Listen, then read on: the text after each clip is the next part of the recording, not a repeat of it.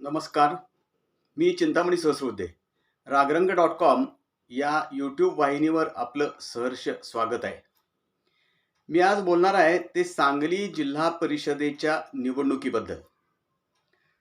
7 फेब्रुवारीला म्हणजे शनिवारी सांगली जिल्हा परिषदेच्या म्हणजेच एकूण राज्यातल्या 12 जिल्हा परिषदांसाठी मतदान होणार आहे आणि 9 फेब्रुवारीला या निवडणुकीसाठीची मतमोजणी होणार आहे म्हणजेच निकाल होणार आहे.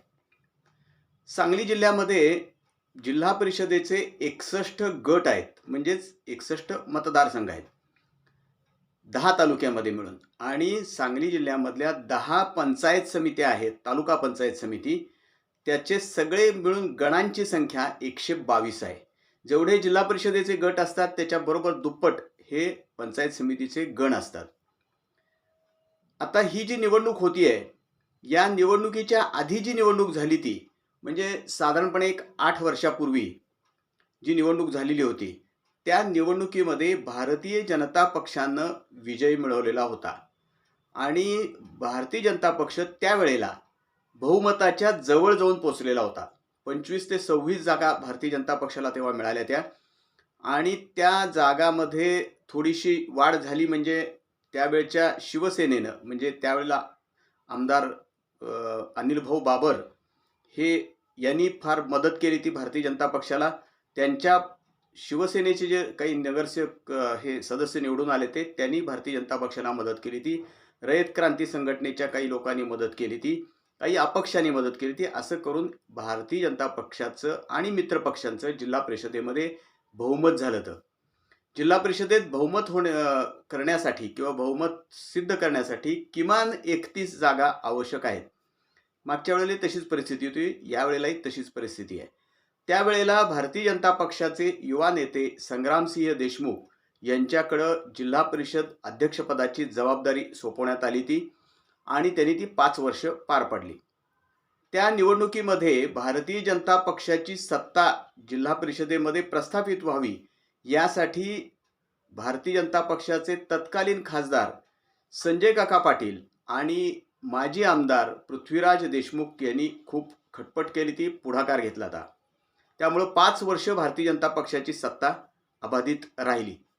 आता या निवडणुकीमध्ये 61 जागांसाठी निवडणूक होतीये, परंतु प्रमुख पक्ष अर्थातच भारतीय जनता पक्ष आहे, अजितदादा पवार यांची राष्ट्रवादी काँग्रेस आहे, एकनाथजी शिंदे यांची शिवसेना आहे, काँग्रेस पक्ष आहे आणि शरदचंद्र पवार राष्ट्रवादी काँग्रेस पण आहे. आता हे सगळ्या पक्षांचा आपण जर विचार केला तर आज मितीला कोणताही पक्ष 61 जागा जिल्हा परिषदेच्या आणि 122 जागा पंचायत समितीच्या लढवत नाहीये. भारतीय जनता पक्षानं सगळ्यात जास्त जागा भारतीय जनता पक्ष लढवतोय, त्या म्हणजे 49 जागांवर भारतीय जनता पक्षाचे उमेदवार उभे आहेत आणि पंचायत समितीच्या 99 जागांवर भारतीय जनता पक्षाचे उमेदवार लढत देत आहेत. त्याच्या पाठोपाठ जर आपण पाहिलं तर जी राष्ट्रवादी आहे, जी अजितदादांची पवारांची राष्ट्रवादी आहे, त्यांचे जिल्हा परिषदेसाठी 31 उमेदवार रिंगणात आहेत आणि 58 जण पंचायत समितीच्या निवडणुकीच्या रिंगणात आहेत. काँग्रेसचे एकूण 25 जण निवडणुकीच्या रिंगणात आहेत जिल्हा परिषदेसाठी आणि 49 जण हे पंचायत समितीसाठी रिंगणात आहेत. शरद पवार साहेबांची जी राष्ट्रवादी आहे त्याचे एकूण 25 उमेदवार जिल्हा परिषदेसाठी रिंगणात आहेत आणि 57 जण हे पंचायत समितीसाठी निवडणुकीच्या रिंगणात आहेत. शिवसेनेचे 32 जण जिल्हा परिषदेची निवडणूक लढवत आहेत, म्हणजे आमदार सुहास भैया बाबर यांच्या नेतृत्वाखालची सांगली जिल्ह्यातली शिवसेना आणि 50 ठिकाणी पंचायत समितीसाठी शिवसेनेचे उमेदवार निवडणूक लढवत आहेत. यावरून आपलं असं लक्षात येईल की कोणताही एक पक्ष 61 जागा 122 पंचायत समितीच्या जागा अशी निवडणूक लढवत नाही. साहजिकच अनेक ठिकाणी भारतीय जनता पक्षाच्या विरोधामध्ये काही ठिकाणी एकत्र सगळेजण आले ते असं चित्र आहे. थोडंसं मधल्या काळामध्ये माजी उपमुख्यमंत्री राज्याचे अजितदादा पवार यांचं दुर्दैवी अपघाती निधन झालं आणि त्यानंतर थोडीशी परिस्थिती बदलली संबंध राज्यातली. तो एक मोठा धक्का होता संपूर्ण याला. प्रचार यंत्रणा सुद्धा किंवा प्रचाराचा जो वेग होता तो सुरुवातीच्या काळात त्यानंतर काही थोडासा कमी झाला होता. परत नंतर थोडा प्रचार सुरू झाला. परंतु नेहमीच्या पद्धतीचा प्रचार या जिल्हा परिषदेच्या निवडणुकीत या धक्क्यातून लोक सावरत असल्यामुळं सगळे त्यांच्या पक्षाचे पण मित्रपक्षांचे पण सगळे महायुतीतले सगळे पक्षाचे नेते कार्यकर्ते तरीही नंतर प्रचाराला गती द्यायचा प्रयत्न सगळ्यांनी केलाय असं आपल्याला दिसतंय. आता जर आपण पाहिलं तर काही ठिकाणी तिन्ही पक्ष म्हणजे शिवसेना, दोन्ही राष्ट्रवादी, काँग्रेस असे चारही पक्ष एकत्र आल्याचं चित्र दिसतंय. ते म्हणजे जत तालुक्यामध्ये आमदार गोपीचंद पडळकर जे भारतीय जनता पक्षाचे नेते आहेत ते त्यांच्या नेतृत्वाखाली जिल्हा परिषद आणि पंचायत समितीची निवडणूक तिथं भारतीय जनता पक्ष जत तालुक्यात लढवतोय. तिथं जागा पण भरपूर आहेत. 9 जागा आहेत जिल्हा परिषदेच्या आणि 18 जागा पंचायत समितीच्या आहेत. मोठा तालुका आहे, संख्याही भरपूर आहे सदस्यांची. त्या ठिकाणी भारतीय जनता पक्षाच्या विरोधामध्ये दोन्ही राष्ट्रवादी काँग्रेस, रासप, काँग्रेस आणि शिवसेना असे सगळे एकत्र आलेले आहेत आणि ते भारतीय जनता पक्षाच्या विरोधात लढतायत असं आजचं चित्र आहे. आटपाडीमध्येही तशीच परिस्थिती आहे. भारतीय जनता पक्षाच्या विरोधात बरेचसे सगळे पक्ष एकत्र येत आहेत. खानापूरमध्ये शिवसेना आणि भारतीय जनता पक्ष अशी लढत सुरू आहे. तिथं भारतीय जनता पक्षाचं नेतृत्व माजी नगराध्यक्ष वैभव पाटील आणि माजी आमदार सदाशिवराव भाऊ पाटील करतायत आणि शिवसेनेचं नेतृत्व आमदार सुहास भैया बाबरे करतायत. इथं एक लक्षात घेतलं पाहिजे की शिवसेनेचं संपूर्ण जिल्ह्याचं नेतृत्व हे सुहास भैया बाबरच करतायत. भारतीय जनता पक्षामध्ये मात्र पालकमंत्री चंद्रकांतदादा पाटील, त्यानंतर आमदार सुधीरदादा गाडगीळ, आमदार सुरेश भाऊ खाडे, आमदार सत्यजित देशमुख, जिल्हाध्यक्ष जे आहेत ते सम्राट बाबा महाडिक, सरचिटणीस जिल्ह्याचे आहेत ते राहुल महाडिक आणि त्याशिवाय पुन्हा दीपक बाबा शिंदे असे अनेक नेते भारतीय जनता, गोपीचंद पडळकर आहेत, असे अनेक नेते भारतीय जनता पक्षाचं नेतृत्व करत आहेत. राष्ट्रवादी काँग्रेस म्हणजे शरद पवारांची जी राष्ट्रवादी काँग्रेसचं नेतृत्व आमदार जयंत पाटील हे प्रामुख्यानं वाळवा आणि शिराळा तालुक्यामध्ये आणि तासगाव आणि कवठेमहांकाळ तालुक्यामध्ये आमदार रोहित पाटील हे या राष्ट्रवादी काँग्रेसचं नेतृत्व करतायत. अजितदादांच्या राष्ट्रवादी काँग्रेसचं नेतृत्व करतायत ते जिल्हाध्यक्ष आहेत निशिकांतदादा पाटील, ते करतायत. त्यानंतर संजय काका पाटील हे त्या पक्षाचं नेतृत्व करतायत आणि काँग्रेसचं नेतृत्व हे खासदार विशाल पाटील, माजी आमदार विक्रम सावंत जतचे आणि आमदार डॉक्टर विश्वजित कदम हे करतायत. या सगळ्या पार्श्वभूमीवरती आपल्याला आज एक महत्त्वाची घडामोड सांगलीमध्ये घडली. ती म्हणजे सांगली मिरज कुपवाड महापालिकेच्या महापौरपदी भारतीय जनता पक्षाचे धीरज सूर्यवंशी यांची बिनविरोध निवड झालेली आहे. उपमहापौरपदी राष्ट्रवादी अजितदादांच्या राष्ट्रवादी काँग्रेसचे गजानन मगदूम यांची बिनविरोध निवड झालेली आहे. या दोघांच्या उमेदवारीची घोषणा सकाळी साधारणपणे 11:30च्या दरम्यान पालकमंत्री चंद्रकांत आणि भारतीय जनता पक्षाचे नेते चंद्रकांतदादा पाटील यांनी पत्रकार परिषदेत केली ती. परंतु त्यानंतर ह्या दोघांचेच आज निवडणुकीच्या रिंगणात राहिल्यामुळं त्यांची बिनविरोध निवड झालेली आहे. अर्थात 10 तारखेला महापौर पदाची आणि उपमहापौर पदाची निवडणूक असल्यामुळं त्यावेळेला औपचारिक घोषणा होईल, अधिकृतपणे घोषणा होईल. आज मितीला अशी अधिकृतपणे घोषणा झालेली नाही.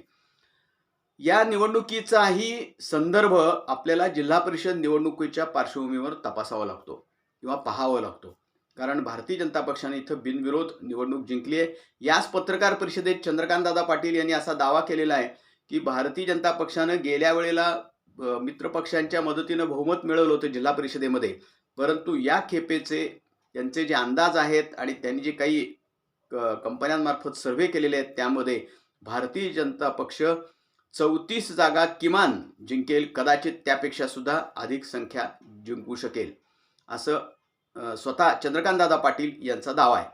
पाहूया आता त्याच्यामध्ये काय होते ते. परंतु वाळवा शिराळा तालुक्यात थोडीशी वेगळी परिस्थिती आहे. शिराळा तालुक्यामध्ये भारतीय जनता पक्षाचे नेते आमदार सत्यजित देशमुख पक्षाची बाजू लढवत आहेत, तर तिकडं दोन्ही राष्ट्रवादी काँग्रेसचे नेते म्हणजे शिवाजीराव नाईक माजी मंत्री आणि माजी आमदार मानसिंगराव नाईक हे त्या फळीचं नेतृत्व तिथं करताय. वाळवा तालुक्यात प्रामुख्यानं आमदार जयंत पाटील हे राष्ट्रवादीचं नेतृत्व करत आहेत. वाळवा तालुक्यात सुद्धा सदस्य संख्या 11 आहे. 122 लोक पंचायत समितीचे आहेत. महत्त्वाचा तालुका आहे त्या दृष्टीनं. मिरज तालुक्यात आमदार सुरेश भाऊ खाडे हे नेतृत्व करतायत भारतीय जनता पक्षाच्या संबंध पॅनलचं, आणि तिथंही जागा 11 आहेत जिल्हा परिषदेच्या, 22 जागा आहेत ह्या पंचायत समितीच्या. पलूस कडेगावमध्ये विश्वजित कदम हे काँग्रेसचं नेतृत्व करतायत. जितेश कदम स्वतः निवडणूक लढवत आहेत आणि परत काँग्रेस पक्षाचे नेते आहेत. त्याच वेळेला भारतीय जनता पक्षातर्फे क्रांती कारखान्याचे अध्यक्ष शरद लाड, संग्रामसिंह देशमुख आणि माजी आमदार पृथ्वीराज देशमुख हे भारतीय जनता पक्षाचं नेतृत्व करतायत.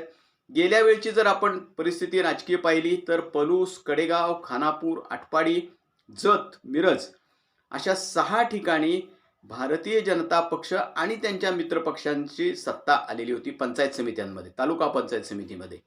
आणि वाळवा, शिराळा आणि कवठेमहांकाळ आणि तासगाव या 4 ठिकाणी राष्ट्रवादी काँग्रेस, म्हणजे तेव्हा ती अखंड होती, त्यावेळेला सत्ता आलेली होती.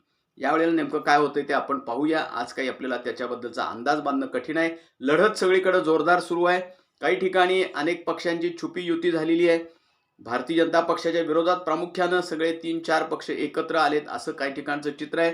वाळवा तालुक्यात मात्र राष्ट्रवादी काँग्रेस म्हणजे जयंत पाटील यांच्या नेतृत्वाखालच्या राष्ट्रवादीला शह द्यायसाठी म्हणून तिथं महायुती तयार झालेली आहे. त्याच्यामध्ये सदाभाऊ खोत यांची रयत संघटना पण सामील आहे. निशिकांतदादा पाटील यांची राष्ट्रवादी काँग्रेस सुद्धा सामील आहे. शिवसेना आनंदराव पवारांची ती पण तिथं सामील आहे. भारतीय जनता पक्ष तिथं आहेच. गौरव नायकवडी तिथं नेतृत्व करतायत त्या शिवसेनेचं त्या भागामध्ये. तर असं एकूण चित्र आपल्या संबंध जिल्ह्याचं दिसतंय. पाहूया नेमकं काय होतंय ते. आज मितीला तरी जिल्हा परिषदेची निवडणूक ही अटीतटीनं होईल अशी आजची परिस्थिती आहे. नेमकं काही सांगता येत नाही. जरी चंद्रकांत दादांनी दावा केलेला असला की भारतीय जनता पक्षाला 34 जागा मिळतील, तर खूप स्ट्राईक रेट भारतीय जनता पक्षाला आणावं लागेल, कारण भारतीय जनता पक्ष जागा लढवतो 49. तसंच सगळ्या पक्षांना सुद्धा आपला स्ट्राईक रेट अधिक वाढवावं लागेल, म्हणजे निवडून येणाऱ्या सदस्यांची संख्या सगळ्याच पक्षांना, तरच तुम्ही ते यशापर्यंत जाऊ शकाल. कारण सगळेच जण सगळ्या जागा लढवत नाहीत असं आजचं पिक्चर आहे. काही ठिकाणी महायुती पण झालेली आहे. म्हणजे दादांनी जे सांगितलं त्याप्रमाणे जरी 49 भारतीय जनता पक्ष लढवत असला तरी काही ठिकाणी त्यांची महायुती पण झालेली आहे, पण काही ठिकाणी झालेली नाही महापालिकेसारखी. त्यामुळं नेमकं काय होतं ते आज सांगता येत नाही. परंतु जिल्हा परिषदेतली सत्ता ही अत्यंत महत्त्वाची आहे. पंचायत समित्यांमधली सत्ता सुद्धा महत्त्वाची आहे. ज्या तुम्ही पहा 4 आमदार भारतीय जनता पक्षाचे आहेत जिल्ह्यामध्ये आणि 1 आमदार शिवसेनेचा आहे, म्हणजे एकनाथजी शिंदे यांच्या शिवसेनेचा आहे. आपल्याला असं दिसेल की साधारणपणे जिथं पंचायत समिती आणि जिल्हा परिषदेमध्ये चांगलं यश मिळाले तिथं भारतीय जनता पक्ष आणि शिवसेनेला नंतर सुद्धा विधानसभेच्या निवडणुकीत सुद्धा यश मिळाले. अर्थात अपवाद आहे शिराळ्याचा वगैरे, परंतु पक्का बेस करण्यासाठी, राजकीय बेस जर करायचा असेल पक्षाचा, तर पंचायत समितीतली आणि जिल्हा परिषदेतली सत्ता ही फार महत्त्वाची असते. पाहूया ह्या निवडणुकीमध्ये सत्ता कुणाच्या हातात जाते जिल्हा परिषदेची. त्याच्याकरता महापालिकेसारखं पुन्हा एकदा महायुती होतीये काय, जशी महापालिकेत झालेली आता भाजप आणि राष्ट्रवादी काँग्रेस अजितदादांची, तशीच जिल्हा परिषदेत पण करायची वेळ भारतीय जनता पक्षावर येते का, भारतीय जनता पक्ष स्वतंत्रपणे स्वतःच्या बहुमत मिळवतोय का, भारतीय जनता पक्ष वगळून बाकीचे सगळे पक्ष म्हणजे काँग्रेस, दोन्ही राष्ट्रवादी काँग्रेस आणि शिवसेना मिळून स्वतःचं बहुमत मिळवतात, हे लवकरच आपल्याला 9 तारखेला स्पष्ट होईल. आमचं हे रागरंग.com ही जी यूट्यूब वाहिनी आहे ही आपण लाईक करा, शेअर करा आणि सबस्क्राईब करा. धन्यवाद.